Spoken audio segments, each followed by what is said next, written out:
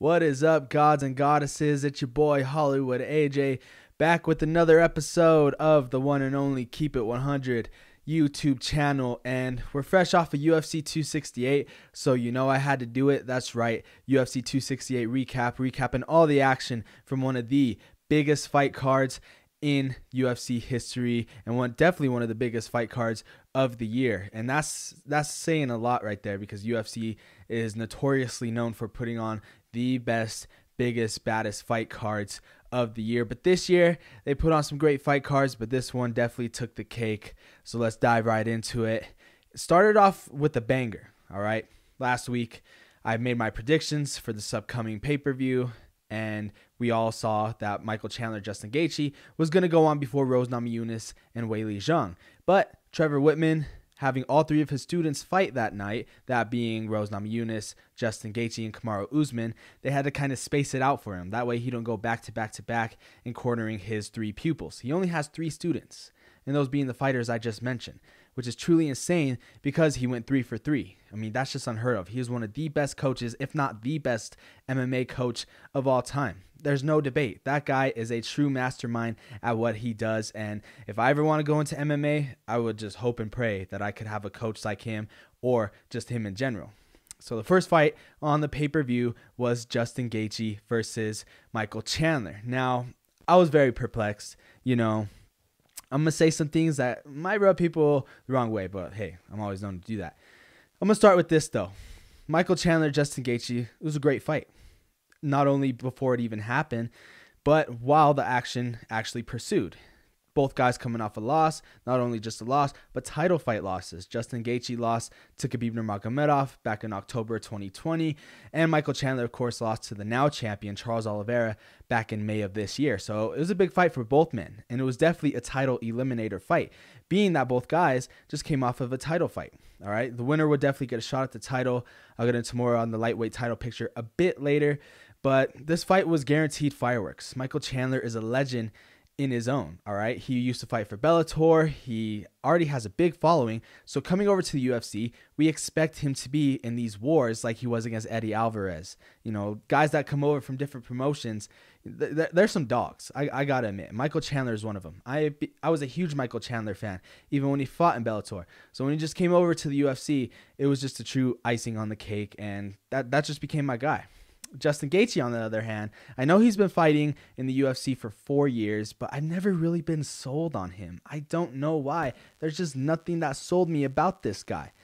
Let's go back through his fights. All right, I was there when he fought his UFC debut against Michael Johnson. Great fight. Definitely fight of the year in 2017. Amazing.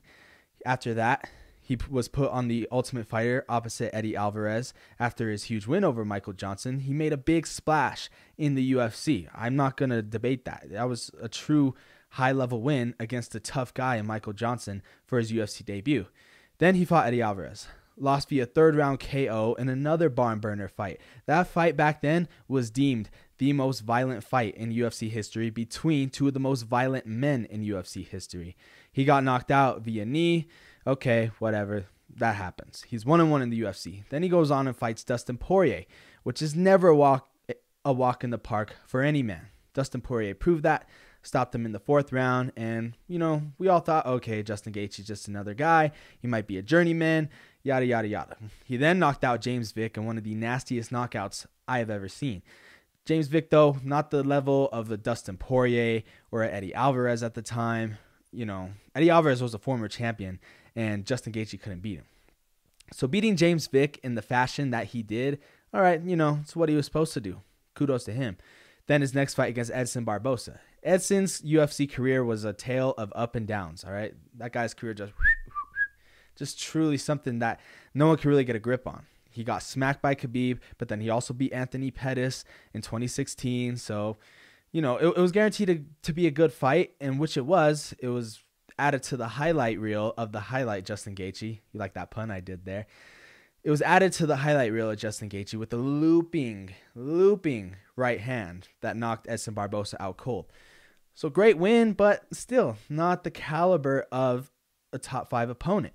He then fought Cowboy Cerrone, who's a legend of the sport, don't get me wrong, but Cowboy was already on his way was already on a skid at that point. He lost to Tony Ferguson, and then losing to Justin Gaethje was just part of that skid. So Cowboy is at the end of his career. So up until his fight against Tony Ferguson, that's it. Justin Gaethje hasn't really fought anybody. And albeit he rose to the occasion against Tony Ferguson, and he did what he had to do.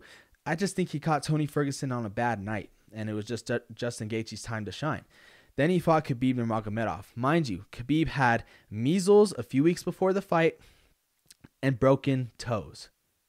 If he couldn't beat Khabib, then I knew there's no way he's beating any other lightweight on the roster. So this fight was going to prove to me that is Justin Gaethje the fighter that we all say he is. He is guaranteed fireworks, and he is guaranteed to put on a good show. If you're looking for a good fight to go watch, just watch any of Justin Gaethje's fights. But as far as winning, he does that, but not against high-level opponents. Michael Chandler, though, is a high-level opponent and is the guy that would springboard Justin Gaethje into title contention. And boy, did the UFC do a great job of putting this fight on the first fight of the pay-per-view. I mean, it was just insane. Chandler wobbled Gaethje, all right? He won the first round for sure. I mean, it was just a true clinic on if you ever want to be in a war, all right? If you ever want to be in a war against somebody, this was the fight to watch. Just as Justin Gaethje said at the end of the fight, we were born at the wrong time. We were supposed to be fighting in a coliseum somewhere, just fighting to the death. In the second round, though, Justin Gaethje landed an amazing uppercut. He threw that uppercut from the monster logo in the middle of the UFC canvas, and it landed on Michael Chandler, and I thought the fight was over. But Michael Chandler is that much of a dog that he just fought through it and was just able to overcome a lot of adversity. I mean, like I said, just a true all-out war. Third round, though, this shocked me. Michael Chandler walked down with his hands forward, literally walking towards Justin Gaethje like a zombie. That wasn't part of the game plan that I thought would be in Michael Chandler's corner. But, that was the turning point of the fight.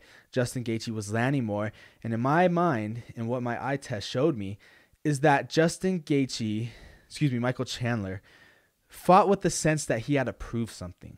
You know what I mean? Like, if he would have fought smart, if he would have fought, with his hands up and used his angles, used his wrestling, then Michael Chandler would have easily won the fight. But no, he fought like he had to prove something to the masses. And he did, but he didn't win the fight. And that's ultimately what counts.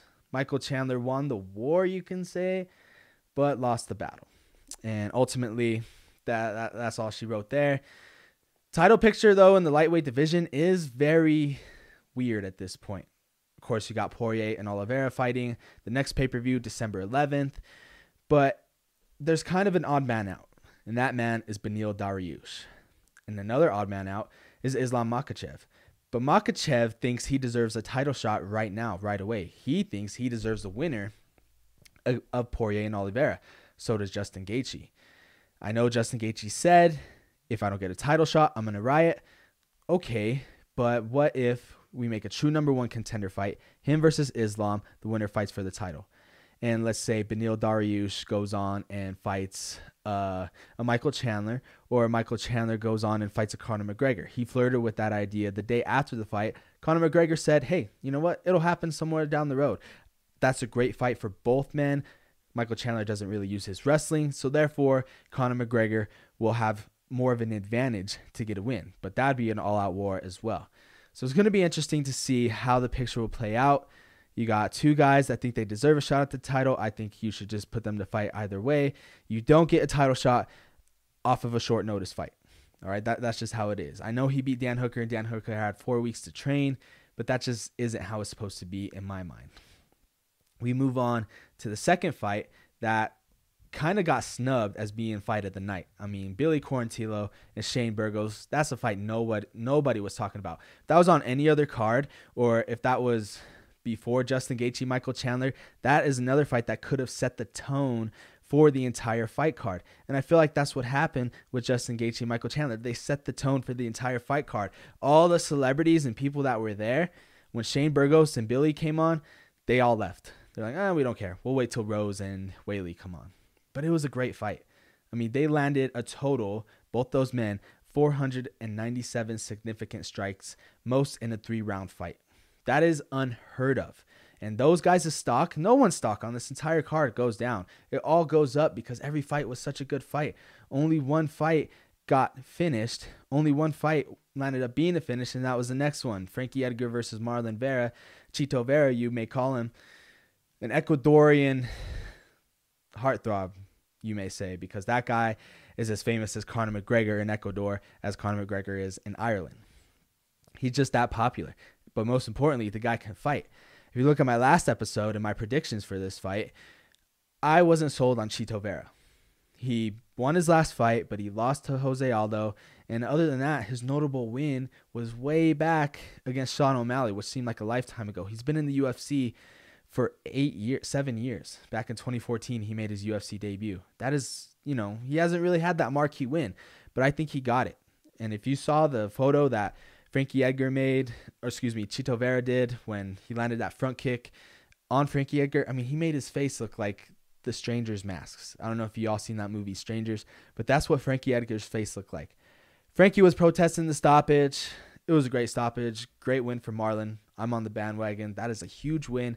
That is exactly the win he needed in order to be propelled into the top 10 of the bantamweight division, because that is a stacked division. I think what will do him good is maybe a rematch against Sean O'Malley if he gets past his next fight. But as far as Marlon goes, he's going to be in the conversation of, hey, this guy's in line for a title shot. As far as Frankie Edgar goes, though, man, I hate to say this, but I think it's time for him to hang it up. He is a legend, 155-pound champion, and fought for titles at featherweight. Was going to fight for a title at bantamweight, but a couple of bad losses kind of made that dream into a pipe dream. And so he is one of the trailblazers for mixed martial arts. He made his UFC debut back in 2007 against Tyson Griffin at UFC 67. I was 7 years old. So he's been around. I feel like he has nothing left to prove. So I think maybe give him one more fight. But if he retires after last Saturday night, I would not be surprised. He's had a great career. Then we move into our first of two title fights, Thug Rose versus John Wei Lee. It was a much different fight. Definitely didn't last a minute 30 like the first one did. And it's funny because when fights that weren't as competitive as the first fight between Rose and John Wei Lee, they don't warrant a rematch. But Joe Rogan said it best. This is a fight where it ended quickly, but we still have more questions. And the more I look back on it, that is a fight that we needed a complete rematch for. And Zhang Wei Li went to Arizona to train with Henry Cejudo, help work on her wrestling, and it showed. She landed up taking Rose down. I wasn't too worried because that was Rose's world. Rose is known as a jiu-jitsu practitioner, and she has a lot of submission victories on her record. But the more the fight went, the more the fight favored Rose. She started landing kicks. When Wei Li would throw a kick, Rose would throw back a harder kick. And it just showed that Rose found a way to win. Her championship experience is what won her this fight. If there's any holes in Wei Li's game, it was the ground game. Because in the fifth round, I had it 2-2. Not going to lie, I was a little scared given the fact that, Rose might lose her title. She was getting cracked a bit on the feet. It was a razor-thin, close fight. But Rose shut all that down, put the nails in the coffin on why she is the best 115-pounder on the planet Earth with a blast double leg takedown. Just a jab right into a takedown, exploded into that takedown, and controlled her from there. It was very reminiscent to when Jan Blachowicz fought Israel Adesanya. Jan was in a kickboxing match with Israel Adesanya, and he found that, okay, if I take this guy down, I'm going to win the fight. Not only take him down, but stay busy. Enough for the ref not to stand him up. That's what this fight was reminiscent for. It was warranted a split decision. I agree. It was that close of a fight. But with that takedown that Rose had, won her the fight. And that is why she is and still the champion. Now, I don't know who's next for either. You got Marina Rodriguez. That could be a good potential matchup for Wei Li. Carla Esparza is next for Rose. That's what Dana White said. But I don't think that's a fight that we're going to get jazzed up for like we were for this one. Remember that fight happened back at the Ultimate Fighter Tough 20 finale where that fight was to crown the Ultimate Fighter winner, and not just the Ultimate Fighter winner, but the first ever strawweight champion. So Rose was already a part of UFC history from day one when she was on the Ultimate Fighter. That has a good story, but it's not going to carry the same weight as this rematch with Wei Lee and Rose did.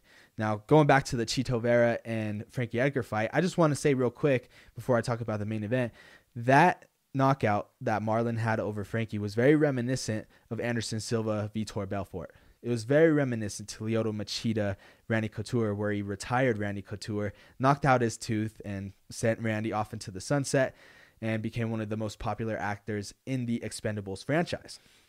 It was also very reminiscent to Lyoto Machida versus Vitor Belfort, one of the nastiest front kick KOs I have seen. That was at UFC 224, May 12th, 2018. I mean, just Lyoto Machida has 2 of the 3 front kick KOs we have seen in the octagon, and I just want to say that fight was very reminiscent to that. And let's not forget, Marlon was losing. So for him to keep his cool, knowing that the holes will prevent itself, he got the win.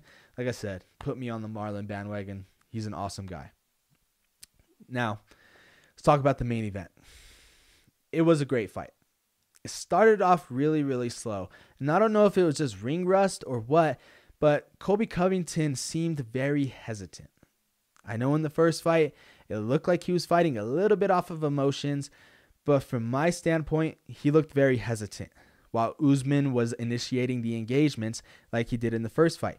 Those first 2 rounds definitely went to Usman's way, and I thought the fight was going to be completely over after Usman landed a check left hook and another straight left hook that landed on the button of Colby Covington. I thought that was all she wrote, but no. Colby Covington is as tough as they come. He found a way to get himself back into this fight by winning the next 2 rounds. He staggered Usman many times to the point where, oh shoot, Usman is about 1 or 2 clean shots away from being done. I mean, just what heart and dedication from these guys. These guys fought nine and a half rounds together. That 5th round, just like the first fight, was going to be the deciding factor. Whoever won that 5th round was going to win that fight. And I'm going to have to watch this fight again because it was a lot closer than I thought it was going to be. I thought it should have been a split decision like Wei Lee and Rose, but it was a unanimous. Kamaru Usman retained his title. I mean, man, Colby Covington just gained me as a fan because that guy can fight. That guy has flat out no quit. He is headstrong and wants some rounds. Wants some rounds against Usman. And it's just going to be something that is a pickle for him. If Kamaru Usman was born any time, was he going to be born like 5 years later? You know, we'd have Colby Covington as a new champion, as one of the greatest welterweights of all time. Now, if Usman is the GOAT, that's a whole another conversation for a different day. I'm not going to get into that here today. But Usman is in definitely a weird spot where he's kind of clean out his division. We got Leon and Masvidal fighting in December. Huge fight for the division. If Leon wins, he's going to get the next title shot for sure, even though it's been long overdue. Then what happens if Masvidal wins? Well, that will shake a lot of things up. Colby Covington was saying, okay, I want Masvidal and me to coach the Ultimate Fighter. We'll fight. Boom. Let's do it. I'm on board with that. But Masvidal has to get through Leon Edwards first. If Masvidal wins, that shakes up the whole division, because what does Kamaru Usman do? Does he fight Vicente Luque? Does Khamzat Chimaev fight one more time? Does he win and then he fights Kamaru? Like, you know, Kamaru can't go up because he's not going to fight Israel Adesanya because they're brothers. If someone else was a champion at middleweight, then I'd say, okay, now it's time for Israel to move up and move into the true GOAT status of champ status. So I feel like December is really going to iron a lot of things out. I mean, I hate to say this, but Colby Covington is still 1 fight away from fighting for a title. And I don't like when things like that happen. I feel like you got to win at least 2, maybe 3 fights in order to be known as a number 1 contender. But that's just how dominant Kamaru is. He is truly one of a kind. He is a special athlete. He proved that, hey, no matter what comes at me, I'm able to just observe it. I'm able to absorb it and move on and carry on as one of the best welterweights of all time. I mean, great night of fights, man. I mean, truly tough to pick out a true MVP from that card because not one fight was a snooze fest. Not one of it. So if you were a fight fan, it was a fight fans galore. I truly enjoyed it. And man, I cannot wait for the next pay-per-view. I cannot wait for this upcoming fight card. Max Holloway, Yair Rodriguez. That is going to be a fight for the ages as well. I will not be surprised if that is another fight of the year. Two outstanding guys. Flashy, go lucky. Two of the nicest men in the UFC history. I mean, it don't get no better than that. But as far as the UFC 268 goes, I had the same record as I did for UFC 267. I went 5-2. I only lost the Michael Chandler fight, and I lost the Marlon Chitovera fight. All right, but anything else, I did good. I feel like I would have won some money if I would have betted. You also then had Canelo versus Caleb Plant. Were we any surprised? Was there any doubt that Canelo was going to lose? No. Caleb Plant won maybe the first 2-3 rounds, if that. Other than that, we all know what was going to happen. That's why I didn't really go in depth on that entire fight card, because Canelo was just that good. If he didn't run into a man by the name of Floyd Money Mayweather, we'd be talking about Canelo Alvarez as the GOAT. But as of right now, he is, pound for pound, the greatest boxer of this time. All right, Floyd Mayweather had the 2000s. Canelo had the 2010s by far. And he's taken over the 2020s. I don't know who you give him. No one's going to beat him. I mean, shoot. Just throw Jake Paul in there so we can see Jake Paul get knocked out. By the way, Jake Paul booked me and Landon McBroom. Still waiting on the bout agreement. If you need my address, I'll give it to you. But other than that, we were not surprised. I was not surprised. I mean, people are like, oh my gosh, Canelo is the toughest fight. Okay. Every time Canelo has a tough fight, he just goes out and proves that he just makes that shit look easy. I stopped betting against Canelo after he defeated Callum Smith, because Callum Smith is one of the best boxers in Great Britain's history of boxers. And ever since then, I'm like, no one's going to beat Canelo. Nobody. Not a soul. The only man that you may want to put him back in there with is Triple G. I don't know what Triple G's been up to, but we need some finality in that trilogy, because both of those fights were so damn close that, you know what? Just give us that finality, and we'll see what Canelo does from there. But like I said, we were not surprised by any of this. Canelo is the GOAT. I still like Caleb Plant, though. He is a stand-up man. He is a true fighter. I'm sure he'll be back. Who knows? He might fight his way back to a rematch, but will that go any different? Not at all. Thank you guys so much for watching. Please give me a like and subscribe. Comment on what your favorite fight was from the entire weekend. Let's not forget we had Bellator, we had Bare Knuckle. Just like I said, a fight fans galore. Find me on Insta, find me on Snap, find me on Facebook. It's your boy Hollywood AJ. Stay safe, stay healthy, and as always, keep it 100. I'm out.